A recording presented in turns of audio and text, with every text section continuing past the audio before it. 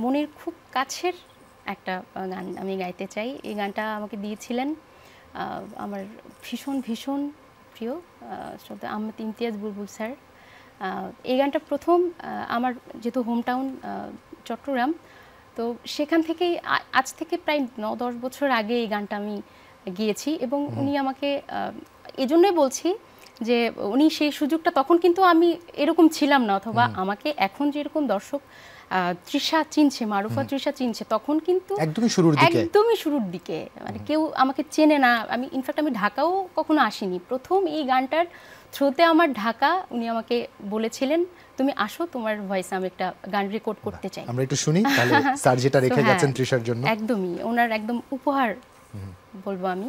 এই গানটার কথা লিখেছেন কমলকলি এবং সুরসঙ্গীত স্যার।